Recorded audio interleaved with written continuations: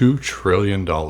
That's what the United States spent on the war in Afghanistan over 20 years. $2 trillion that could have built infrastructure, funded education, and transformed communities. And here's the thing. Most Americans had no idea it was happening in real time.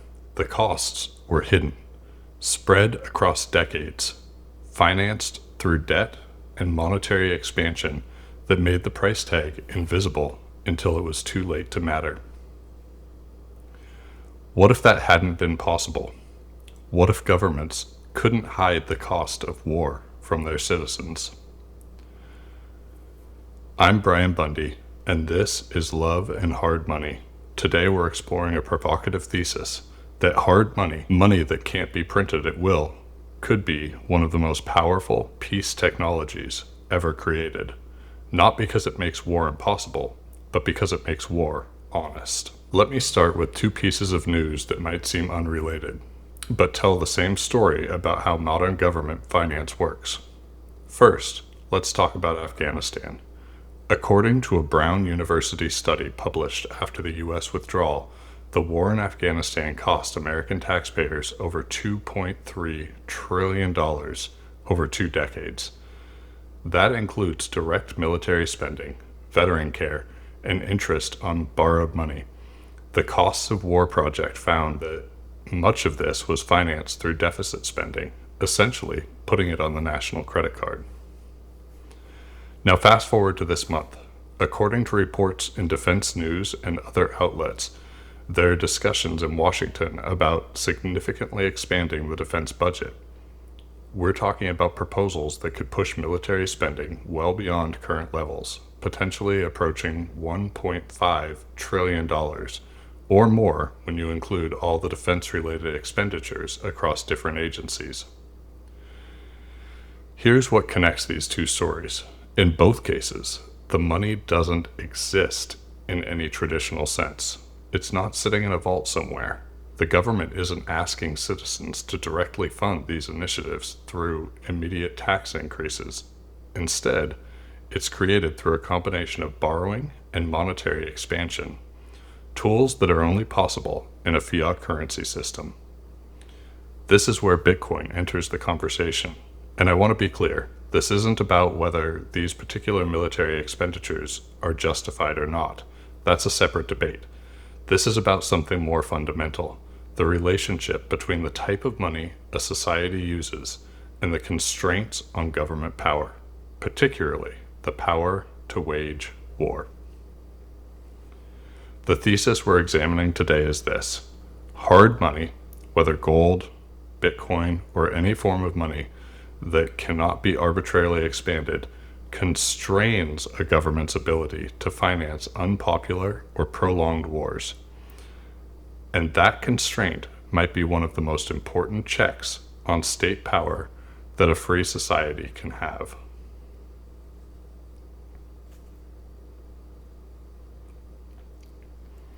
Let's break down how modern war finance actually works, because it's deliberately obscured from public view. When the United States entered Afghanistan in 2001, there was no war tax. Nobody's paycheck suddenly had a new line item saying, Afghanistan war contribution, $500 per month. Instead, the government did 3 things. It borrowed money by issuing treasury bonds. It reallocated existing budget dollars. And this is the crucial part. It relied on the Federal Reserve's ability to expand the money supply, which keeps interest rates low and makes that borrowing sustainable.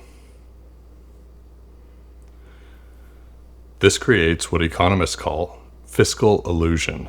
The costs are real: soldiers, salaries, equipment, operations, but they're paid for in ways that don't create immediate pain for voters. The pain comes later, in the form of inflation, debt burdens on future generations, or opportunity costs that are nearly impossible to calculate. By the time the bill comes due, the political decisions have already been made. Now contrast this with how war would work under a hard money standard. Imagine if the United States were on a Bitcoin standard, or even a traditional gold standard. the government spending would be constrained by the Bitcoin or gold it actually possessed. To finance a war, it would have only a few options. 1. Raise taxes immediately and directly.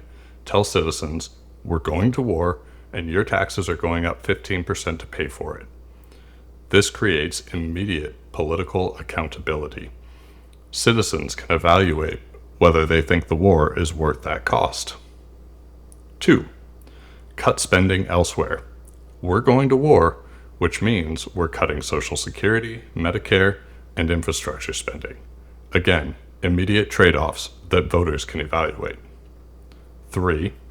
Sell assets or borrow at market rates. But under hard money, the government cannot manipulate those rates or guarantee that lenders will buy their debt.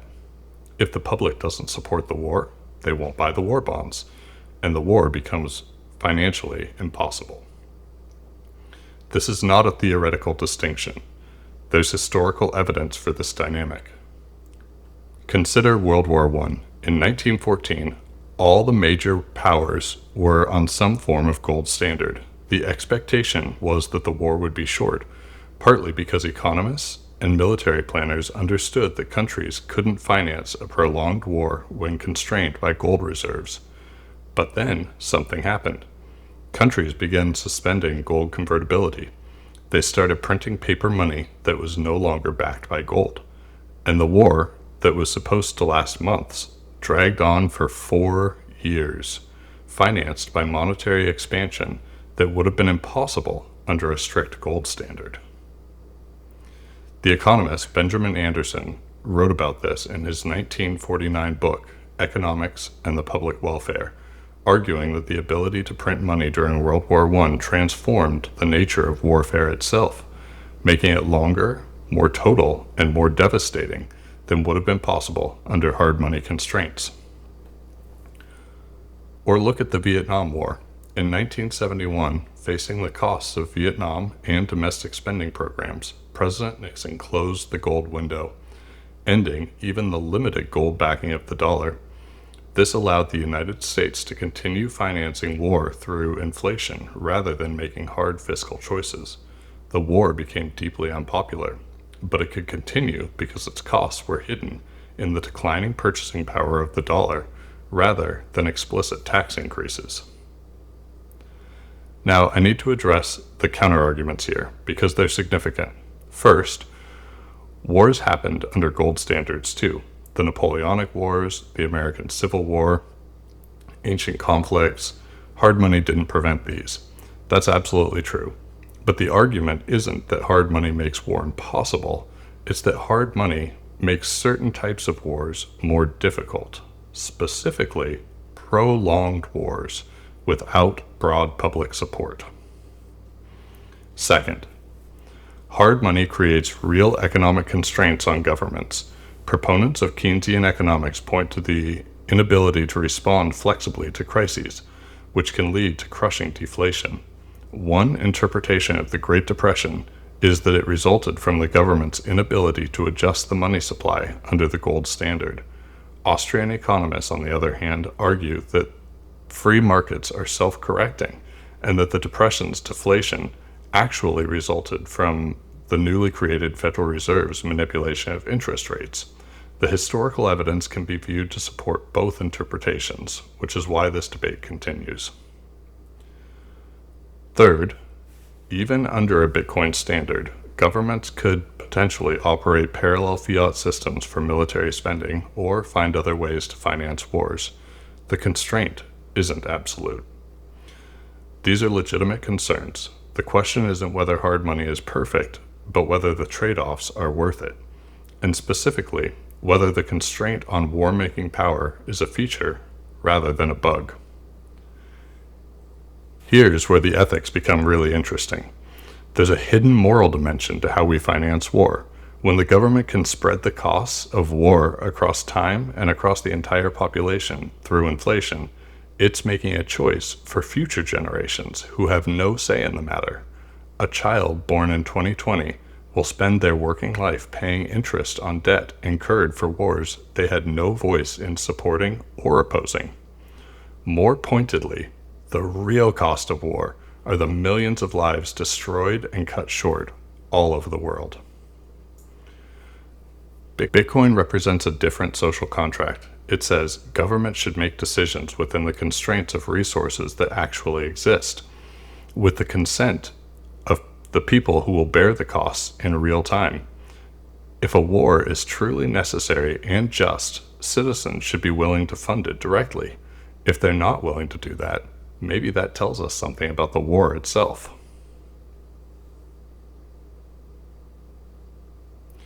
So what does this mean practically? If we take this thesis seriously, Bitcoin isn't just a hedge against inflation or a speculative investment. It's potentially a check on state power that we haven't had since we left the gold standard. It's a way of forcing fiscal honesty and democratic accountability.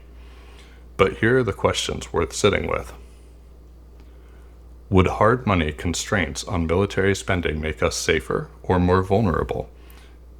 If the United States couldn't finance its military through debt and inflation, would that create a more peaceful world, or would it create a power vacuum that other nations would fill? Is the problem really the money? Or is it the lack of democratic engagement? If citizens were more involved in foreign policy decisions, would fiat currency still enable endless wars? And perhaps, most importantly, how do we as individuals, corporations, organizations, and governments navigate the transition from fiat currency to a hard money standard? Bitcoin offers something the world has never seen before in any monetary system, including the gold standard. Absolute scarcity, with a predictable, transparent, and unmanipulable issuance schedule. The second, third, and higher order effects of that are unknowable and have no precedent. I don't pretend to have definitive answers to these questions, but I do think they're the right questions to be asking as we think about Bitcoin's role in society. This isn't about number go up.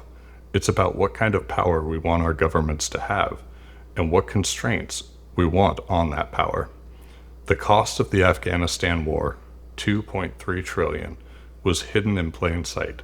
Most Americans couldn't tell you how it was financed or who will ultimately pay for it. Under a Bitcoin standard, that wouldn't be possible. Whether that's a feature or a bug depends on what more, flexibility or accountability, crisis response or constraint on power. I tend to think accountability is undervalued, but I'm curious what you think.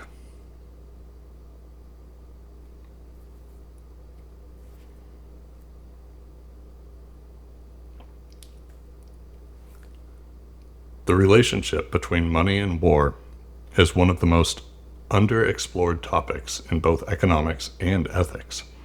Over the coming weeks, we'll continue examining these intersections, looking at how Bitcoin might affect everything from financial sovereignty to international development to migration patterns and personal freedom. Next episode, we're diving into another controversial topic, whether the current monetary system is a violation of the non-aggression principle. The answer, as usual, is more nuanced than either side wants to admit. If this episode got you thinking, I'd love to hear your perspective. And if you know someone who's interested in the ethics of Bitcoin beyond just price speculation, send this their way. This is Brian Bundy, reminding you that the hardest questions don't have answers, but they're still worth asking. Thanks for listening.